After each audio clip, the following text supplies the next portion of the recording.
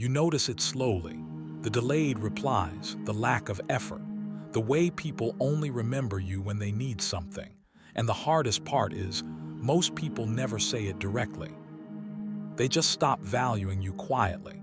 One day, you realize you've been available for people who would never do the same for you.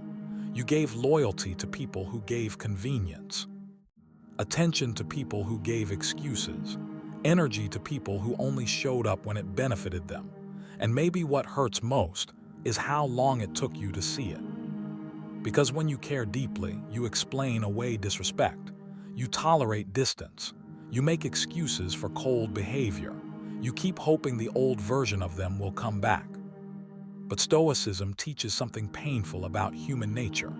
People rarely value what feels permanently available. The more you overextend yourself trying to keep people, the more invisible you become to them. And this is where most people make the mistake that destroys their self-respect. They beg harder. Try harder, text more, explain more, give more, not realizing that desperate energy never restores value. It usually destroys the little that's left. So in this video, we're going to talk about 6 smart responses when people stop valuing you. Not emotional reactions, not revenge, not manipulation, but calm, powerful shifts that protect your dignity, rebuild your self-respect, and quietly change how people see you forever. Stay with me. Because number 4 is the one most people are afraid to use, and it may be the most important thing you hear all year. 1. Stop over-explaining yourself. Here is one of the clearest signs that someone has stopped valuing you. You find yourself constantly explaining why you were busy, why you felt hurt, why you needed more, why you deserved basic consideration. You send the long message. You clarify the misunderstanding. You try to put into words something that, if they truly valued you, would never need to be said at all. And slowly, without realizing it, you stop simply living the relationship and start defending it. Epictetus, who was born into slavery and still became one of history's greatest minds, said something that cuts straight to the heart of this. If someone is able to show me that what I think or do is not right, I will happily change. But if they cannot, then why do I continue to engage as though they can? Here is the painful truth the Stoics understood.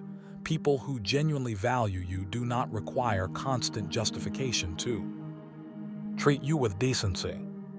When you find yourself writing paragraphs trying to prove your intentions to someone who has already decided how they see you, you are not restoring the relationship. You are auditing for your own self-worth, and you will never find it there, because desperate explanation signals fear, fear of rejection, fear of abandonment, fear of being truly seen and still not chosen. And people feel that energy, even if they can't name it. Marcus Aurelius reminded himself daily, confine yourself to the present, not the past you're trying to explain, not the future approval you're chasing. The present and what you actually control within it. So here is the Stoic response: speak clearly, speak once, speak calmly. Then stop chasing understanding from people who are committed to misunderstanding you. Because self-respect does not begin when someone finally sees your worth. It begins the moment you stop begging them to. But speaking your truth once is only the beginning, because the deeper question is, what happens after you speak? What do you do when the words don't change anything? That's where response 2 comes in, and it requires something most people are too afraid to do. 2. Reduce your availability. Here is something uncomfortable that most people will never admit out loud.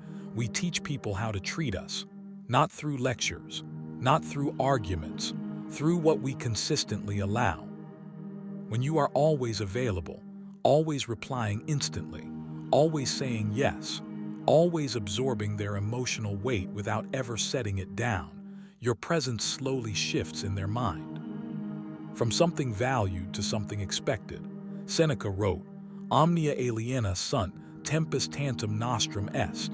Everything else belongs to others, only time is truly ours. And yet, many people spend their most precious hours on people who wouldn't rearrange 5 minutes for them. The Stoics taught moderation in all things, including access to yourself. This is not about playing games. It is not about manufactured distance or cold silence designed to provoke a reaction. It is about something far more dignified than that. It is about boundaries born from self-respect. When you step back, not dramatically, not bitterly, but quietly, something important happens. The dynamic shifts. Because distance reveals emotional truth faster than any confrontation ever will. When you stop initiating every conversation, you discover who actually reaches back. When you stop carrying every interaction, you discover who values you and who only valued your effort. Some people will become uncomfortable with your absence. But here is what you must understand clearly. Not all of that discomfort means they miss you. Some people miss the convenience of your reliability, the certainty of your yes, the comfort of your emotional labor, and recognizing that difference is not cynicism, it is wisdom. Because if you give everyone unlimited access to your energy, eventually, you will have none left for yourself, and a person with nothing left to give cannot be valued.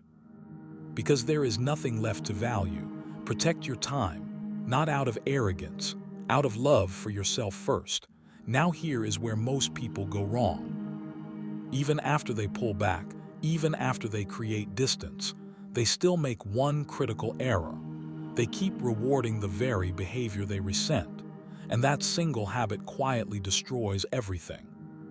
3. Stop rewarding disrespect. One of the most painful traps a person can fall into is tolerating what they secretly cannot stand, and good-hearted people fall into it constantly. They laugh along with disrespect they should have named. They forgive treatment they never confronted. They keep showing up fully for people who show up halfway. And every time they absorb it in silence, they send a message, not with words, but with behavior. This is acceptable. This is what I expect. This is what I believe I deserve. Marcus Aurelius wrote, "Waste no more time arguing about what a good man should be. Be one." The same principle applies here. Stop arguing silently, internally, about whether someone should treat you better. Stop rehearsing conversations you never have. Stop tolerating what you know is wrong while telling yourself you're being mature. Because there is a profound difference between stoic calm and emotional surrender. The Stoics were not passive people. They were disciplined people, and discipline includes the discipline to hold a standard, even when holding it costs you comfort. Epictetus taught that we suffer not from what happens to us, but from our interpretation of what happens.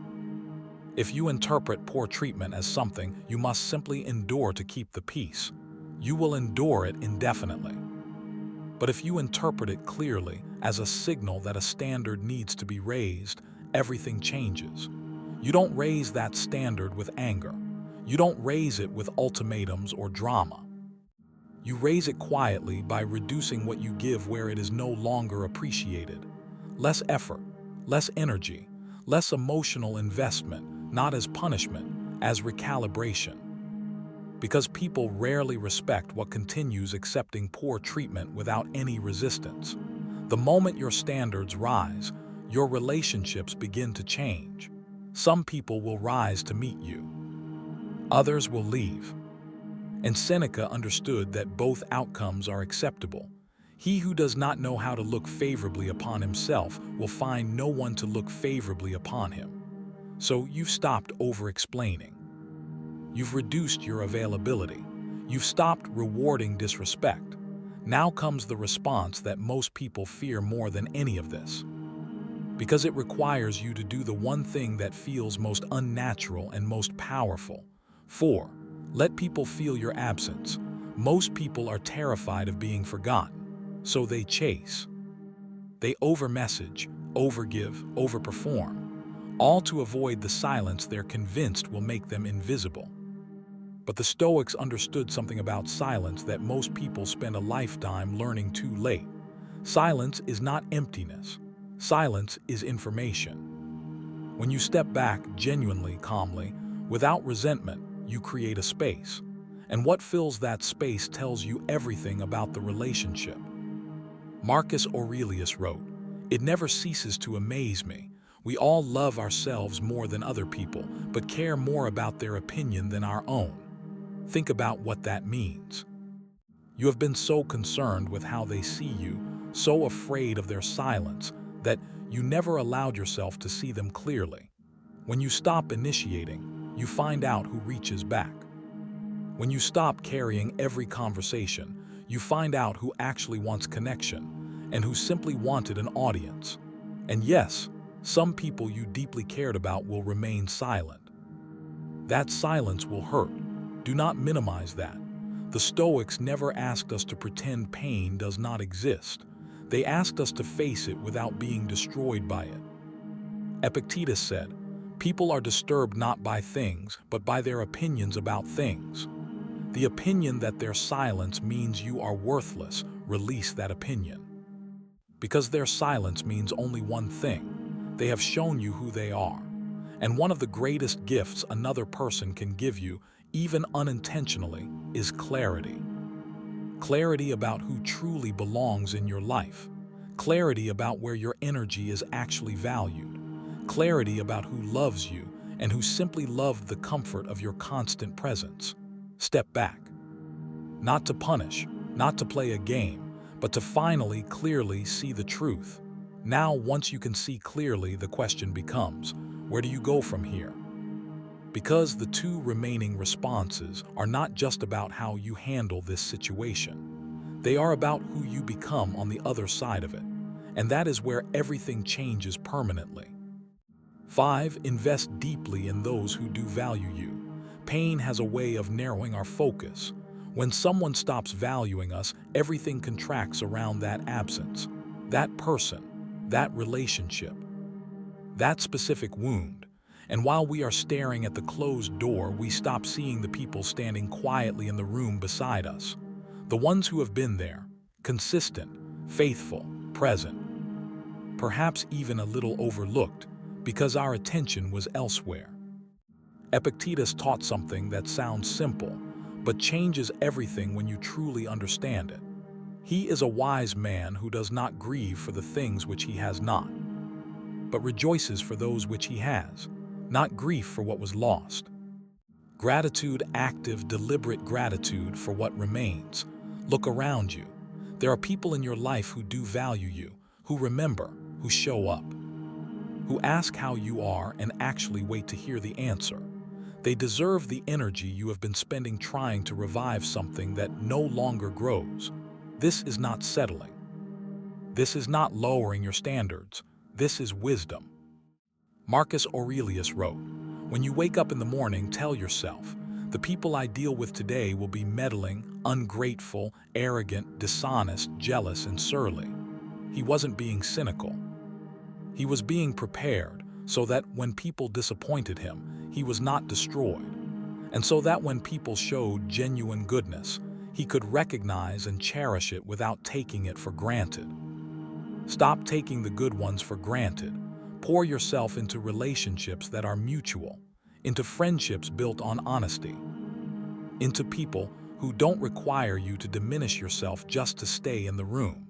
That is where your energy belongs. And here is what you will discover, almost without trying.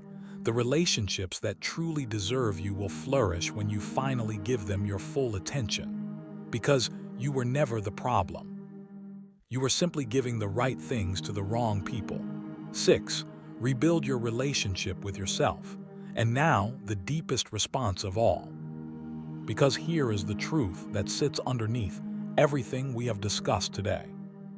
When someone stops valuing us, and we feel that pain deeply, it is often because, in some quiet corner of ourselves, we have made their opinion the measure of our worth. We feel valuable when they reach out, invisible when they don't, chosen when they show up, discarded when they pull away, and we barely notice it happening because it builds so gradually. Seneca saw this clearly: recede in T-ips, retire into yourself, not as isolation, not as bitterness, but as a return. A deliberate return to who you actually are, independent of anyone else's perception of you. This is the work no one sees, but it is the most important work you will ever do. Ask yourself honestly, where has your sense of worth been living? If the answer is mostly in other people's responses to you, this is your invitation to bring it home. Build something inside yourself that no one can take by walking away. Your discipline, your character, your daily habits of mind, your relationship with solitude, your connection to your own values, the things you believe when no one is watching. Marcus Aurelius returned to this practice every single day. Every morning in his journal, he reminded himself of his principles, not because he was weak, because he understood that a person who knows who they are cannot be made to feel worthless by someone who doesn't value them. That is the foundation. When you have it, rejection still hurts.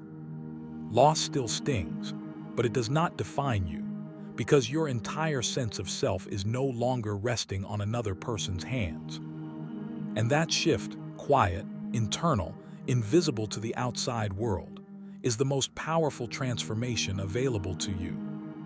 Epictetus put it simply, no man is free who is not master of himself. This is your freedom, not freedom from pain, but freedom from being destroyed by it. Let's bring it together. 6 smart responses when people stop valuing you. 1. Stop over-explaining yourself. Speak once, clearly, with dignity, then stop chasing understanding from people who have chosen not to understand. 2. Reduce your availability. Protect your time and energy not as punishment but as self-respect. 3. Stop rewarding disrespect. Raise your standards quietly. Let your behavior, not your words, communicate what you will and will not accept. 4. Let people feel your absence. Step back calmly and let the silence tell you the truth about who truly values you. 5. Invest deeply in those who do value you. Stop pouring into empty vessels. The right people are already there waiting for your full attention. 6. Rebuild your relationship with yourself. Bring your sense of worth home. Build something inside you that no one can take by leaving. The Stoics did not promise us that people would always treat us well. They promised us something better. That with wisdom, discipline, and self-knowledge, we would never need them to. If this video reached something you've been carrying quietly, share it with someone who needs to hear it today. Subscribe if you haven't yet. We go deep here every week. I'll see you in the next one.